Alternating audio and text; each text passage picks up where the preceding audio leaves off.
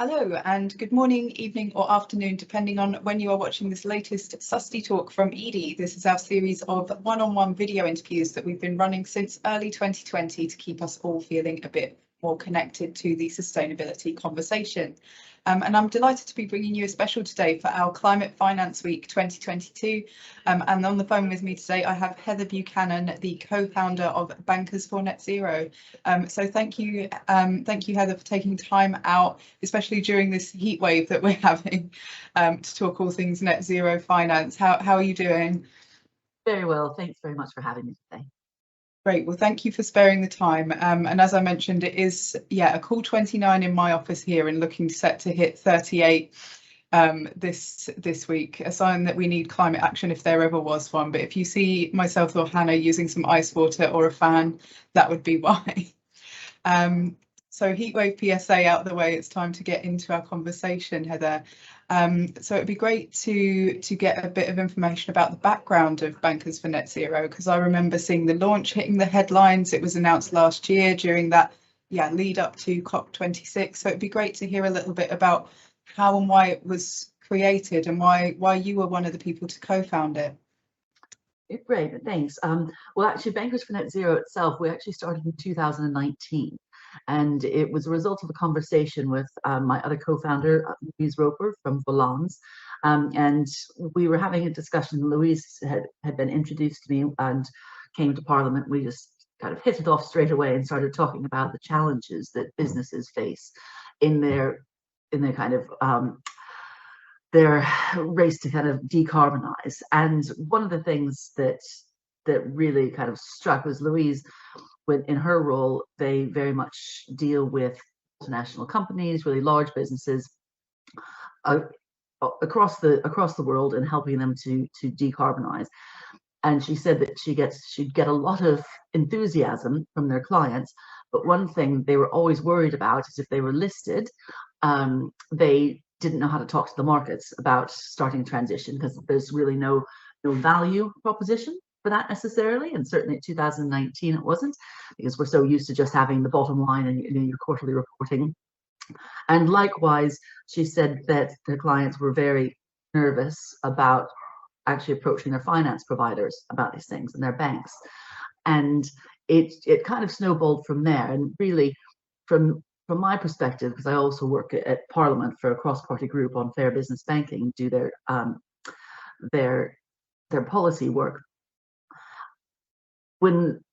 During the last financial crisis, which hit us, very quickly and kind of like a bolt out of the blue, there was a massive drive for banks to clean up their balance sheets, and that in that sense, the cleaning up was commercial real estate often, and it actually led to some very poor social outcomes in terms of banks withdrawing finance really quickly from businesses that could have been viable, X, Y, and Z. And we thought, well, actually, we're going to have that same pressure moving forward for banks to clean up their balance sheets, but in a decarbonized sense. And we thought, well, we can see this coming, and so we need to start having some responsible conversations at a much earlier stage, so that we can get the right policy levers in place to encourage stewardship rather than divestment from businesses, particularly SMEs, who just aren't equipped with the information and the time required to really look into what decarbonization means. So that's really where it started, was with a conversation. Now, we were due to officially launch it in April 2020.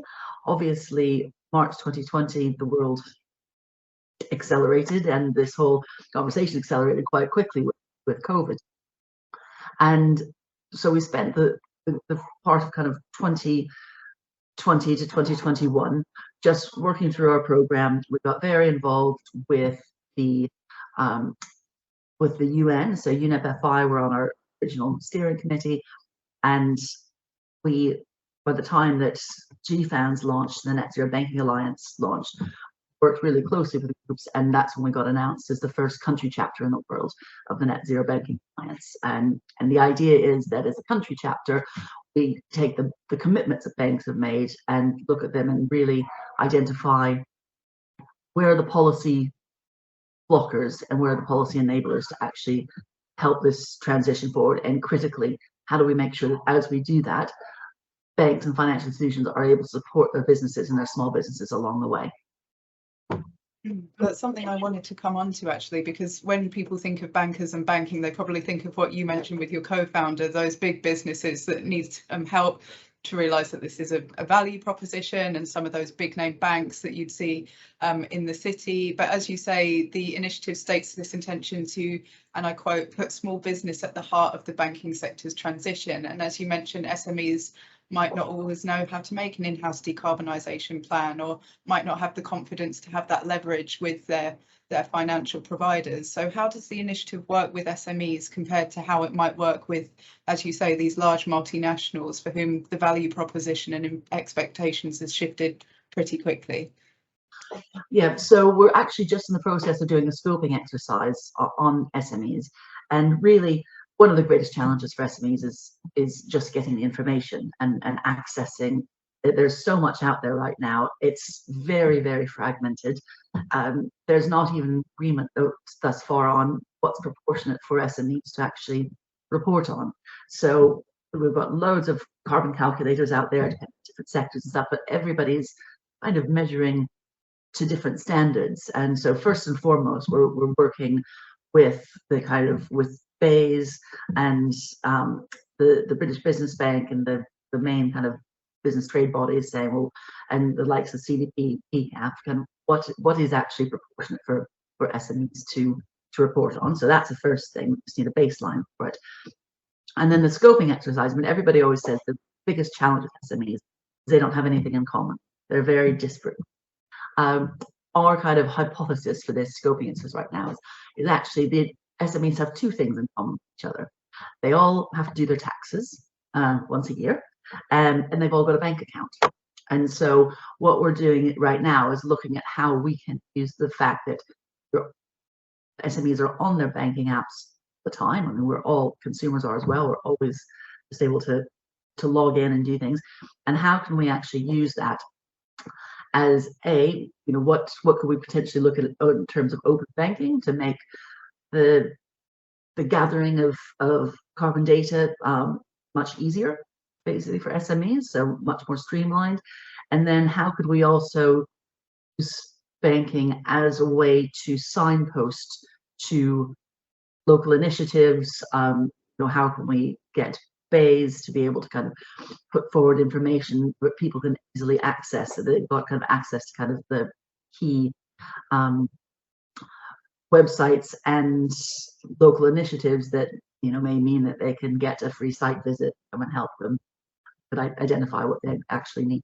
So but it's a very tricky prospect, as we know, but it's probably the most important thing right now. And I would say if you're actually just even a medium-sized business, say in agriculture, and you supply Tesco, Sainsbury's, Asda's and Morrison's, and you've got a bank account with NatWest and HSBC, for example, you're potentially, as a business, having to do 6 different reporting kind of formats in order to keep your kind of main customers happy and your larger customers happy and your financial institutions. So we really need to get to a point where that's much more streamlined and your data goes in once and that's kind of usable by all. That makes sense, and that's something we're hearing as well, that a lot of benefits that you hear about small businesses and NetZero sort of apply to these really small businesses, but for a lot of mediums it's super challenging. So good to hear about that work that you have going on. And I wanted to come back to something else that you mentioned as we were talking about SMEs and the story of this initiative being founded, and that was that this was officially launched at the same time as lots of the other things that grabbed headlines at COP26, including Glasgow Financial Alliance for NetZero, GFANZ, that got a lot of media attention, mainstream and finance, for good and bad reasons. So I wanted to get some clarity on whether these initiatives have crossover, and if so, how? So how do you work with these seemingly many other NetZero finance initiatives that are springing up? Yeah, so we work really closely with GFANZ and with the NetZero Banking Alliance. So the NetZero Banking Alliance is one of the core pillars. It's convened by the UN. It's one of the kind of core pillars that sits within GFANZ, and GFANZ is the larger umbrella. And there's a lot of work, obviously, within GFANZ and NetZero Banking Alliance. They're international. A lot of the work that's going on is necessarily high level. It's often about the kind of reporting standards, X, Y, and Z. We are very clearly sit within the UK and look at the way that the commitments that banks have made under the NetZero Banking Alliance, and by virtue of that within the GFAN structure, and look at where in UK policy kind of what those commitments look like on the ground, as it were. So generally what that means is all of a sudden, I mean, for a perfect example, you've got a mortgage, all of a sudden your bank has the responsibility for decarbonizing its entire financed emissions. That includes your every home, every mortgage, every small business that has an overdraft that they lend to. All of a sudden they need to know, and they need to help in that kind of decarbonization process. And quite frankly, there are commitments that have been made that cannot be kept without some significant policy intervention as well. So if you think of retrofits, the kind of large behavioral change that's required and the amount to incentivize businesses and homeowners to do the retrofitting that's required to make their homes more energy efficient just is, a financial institution doesn't have the locus really to change behavior at that scale. That's the kind of stuff that really needs to come from government. So we're very much looking at what policies we can put in place to kind of help that, and because and then what banks can do, working kind of in partnership with government to make sure that private finance can crowd into those spaces. So we're very, very focused on the policy on the ground with the UK, because clearly every country has a different kind of cultural, regulatory, legislative landscape that they'll need to maneuver through. But what the commitments have meant is that all of a sudden you've got banking and finance industry working in policy areas they really never would have worked in before. That makes sense, and I did want to come on to this policy piece, and as you mentioned, it's often been said that, as you say, past few years in particular, the finance sector has had this shift. Big businesses that might not have seen net zero as a value proposition now see it as a way to avoid risk and unlock innovation opportunity, but that's not necessarily the case for every business, and we've talked about why that's not the case for some SMEs, and how voluntary work can be done to help bring laggard SMEs along. But how do we bring along those big businesses that might not be completely on board yet? Is this something that can be achieved through GFANZ and through what you're doing, or is there a policy intervention piece here, in your opinion? Well, I think one of the big policy interventions that happened at COP that has been a game changer is mandatory transition planning, and mandatory kind of reporting on that. I think that is going to hit all large businesses, and so to a certain extent, I think one of the biggest interventions has happened. It's this is a train that's going, as it were, and I'd have to say that certainly within banking, I've not had a conversation with a financial institution yet where they kind of think that this doesn't apply to them, and it's not something they have to deal with. Not everybody's made the commitments yet under the NetZero Banking Alliance. Most of the financial institutions that I speak to are working towards those, however, and obviously as an institution they need to ensure that they kind of understand what those commitments mean themselves, so it does take some longer. I mean, I think that where an interesting point moving forward is going to be is actually the wider ecosystem. So private equity, for example, that's an area where, as we know, not all private equity is created equal, and we need to make sure that if we do get into a position where financial institutions or investment institutions are starting to shift things off their balance sheets, it makes their balance sheet look better, but making sure those assets get shifted to other responsible stewards within the PE space. So I think there's some interesting and nuanced discussions that need to happen around this space, because it's not good enough just to shift assets off your balance sheet to make your own balance sheet look better. Those assets then are taken to a private equity company that's just going to sweat the assets in an irresponsible way. Of course, and yeah, whenever I've been working on NetZero with a particular financial institution, that question always gets raised. Is it engagement? Is it divestment? Is it stricter exclusions? Is it a mix of all of those? And that's something that everyone always asks nowadays. Absolutely. Well, we're very much on the stewardship, certainly from the business perspective and the perspective of the employees, and kind of creating a just transition. And that's where we're really clear that as we work with government on this as well, with BEIS and the Treasury, that we need to make sure that we create a glide path and not cliff edge of the way. And because, as you know, the unintended consequences can be quite dire, social and environmental level. That's not done well.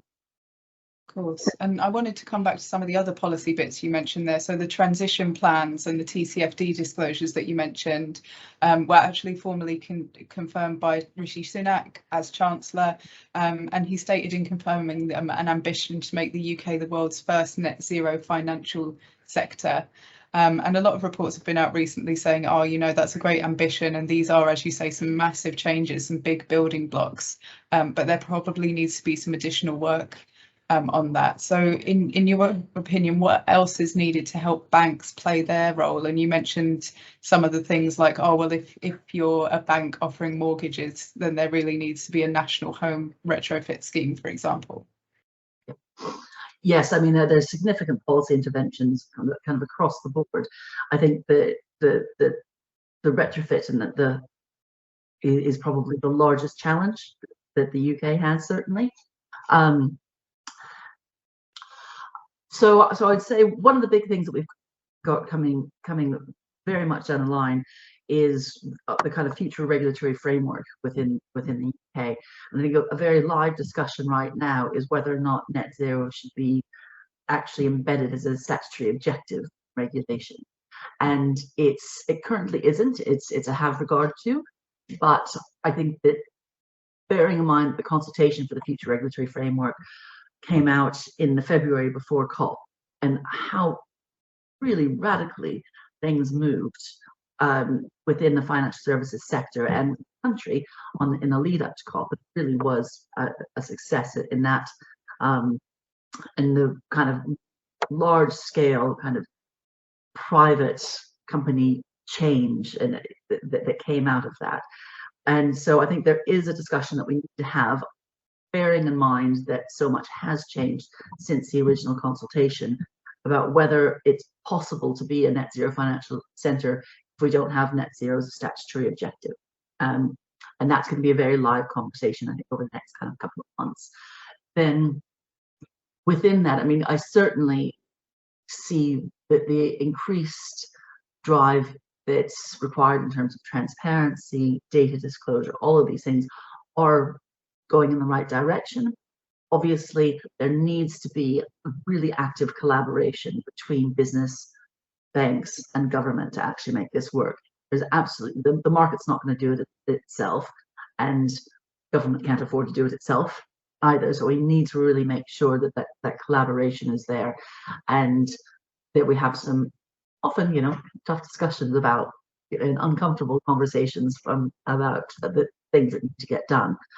But there's an opportunity right now to really, particularly with the cost of living crisis and energy security, everything else, there is the opportunity to this stuff, get the will right. To a certain extent, a lot of the work that we're doing is how do we de-risk some of those really big policy decisions for government. So, and that's why we've got not just banks within the coalition, we've got WWF, we've got E3G, we've got all the main business groups, we've got all the regulators and government departments sitting as observers.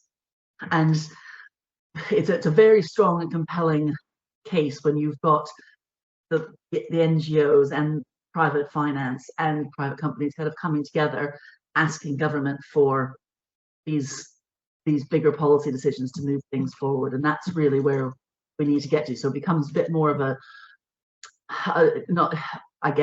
collaborative effort to get to where we need to be, and it's the only way it's going to happen. Of course. Thank you so much, Heather. I feel like we are running out of time for this morning, but I could stay and chat all day. Absolutely fascinating, and so many different ways we could have taken this in, from TCFD disclosures to those top line commitments at COP to what do you do as an SME. So Heather, thank you so much for your time today. Absolute pleasure. Thank you.